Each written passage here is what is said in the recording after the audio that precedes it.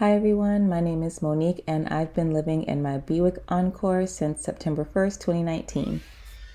I love making informative videos where I share tips for living in a car and answer your questions about car life. But a few people have said they like to see vlogs showing day-to-day life of living in a car. So in this video, I'm going to try to do both. I will take you with me throughout a normal, mundane day while answering a question I have received quite a few times, which is, what's my plan?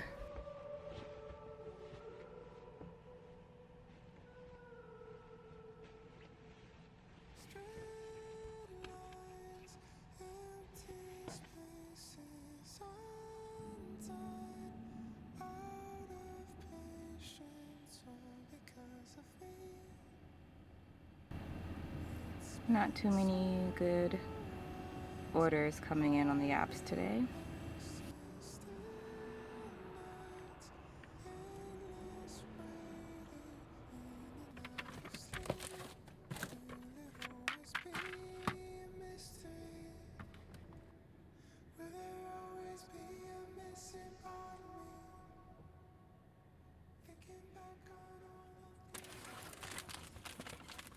People want to know, now that you've paid off all your debt and quit your job, what's next?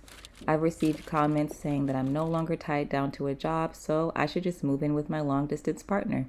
People have suggested I get a small apartment now that I'm debt free.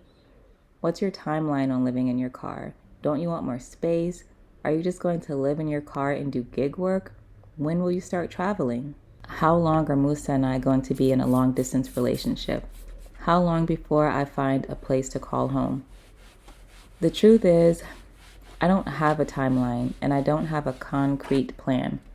I have an idea of what I want my life to ultimately look like.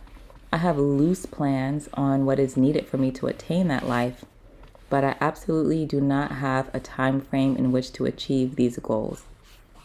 Living in my car isn't my ideal way to live. There are plenty of daily annoyances I have to deal with by living this way, which I do plan to make a video about. But living in a car 100% is not a difficult lifestyle for me, which puts me in no rush to change my situation.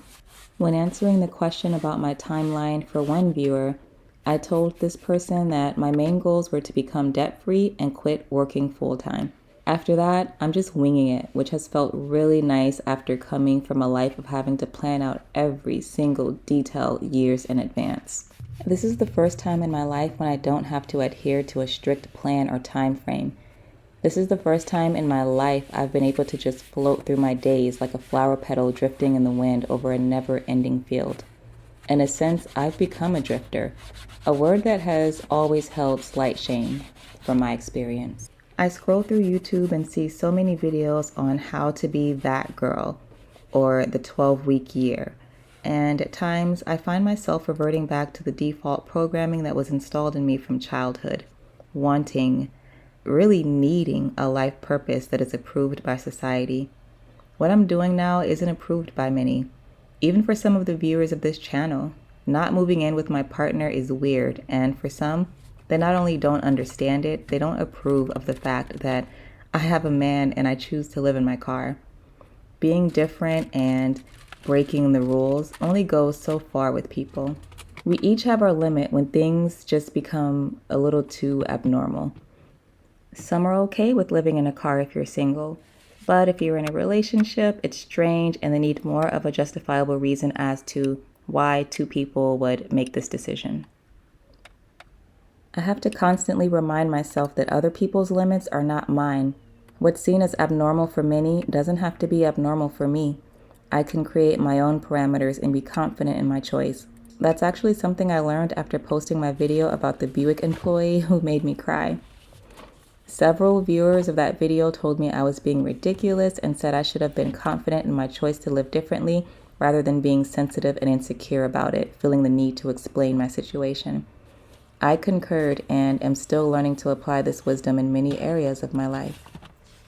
Every blue moon, societal opinions tiptoe into my subconscious, and the next thing I know, I find myself waking up at 3 a.m. with the pressure in my chest and a voice in my mind telling me I need to be doing something differently.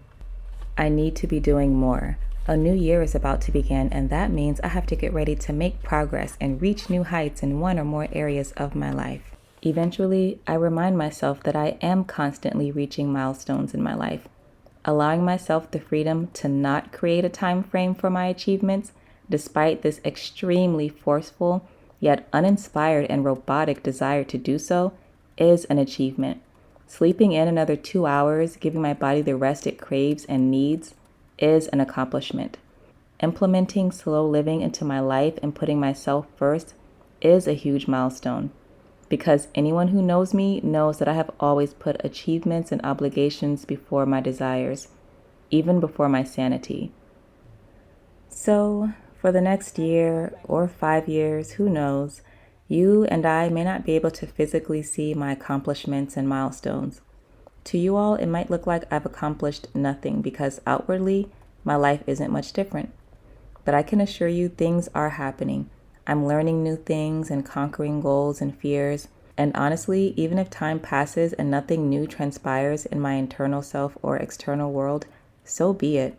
I want to be okay with that. I will not live my life always chasing the next thing in order to feel important and worthy.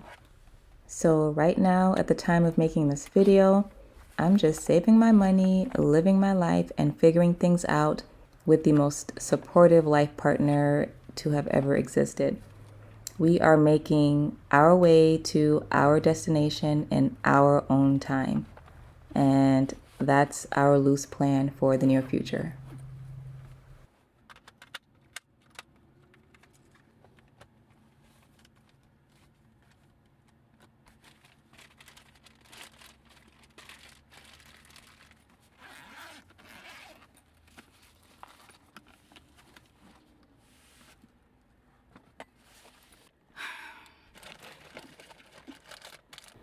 The thing that I need is always at the bottom of the fridge.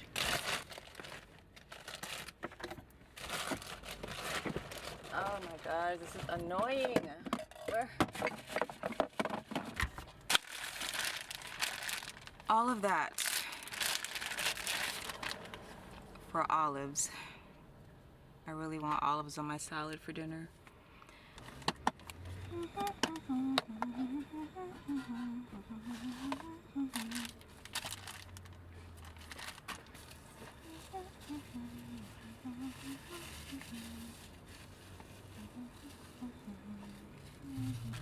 And to finally answer the question, why don't I move in with Moosa now that I'm not tied down to a job?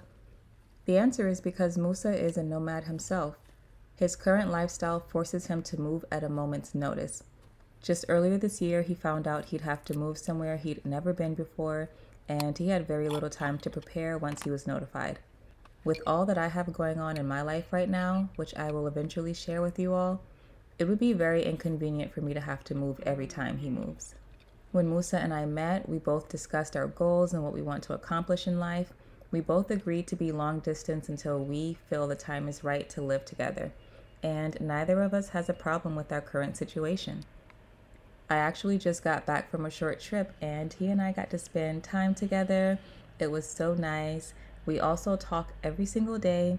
As long as I have a phone, Moosa is with me. We're together constantly and we're both very happy in our relationship.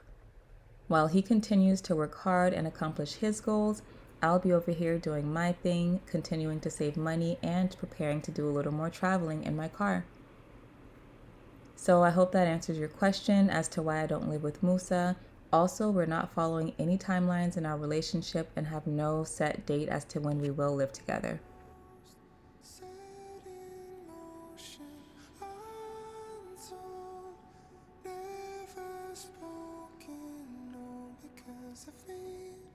Will it always be a mystery? Will there always be a missing part of me? Thinking back on all the things I couldn't see in front of me, a mystery.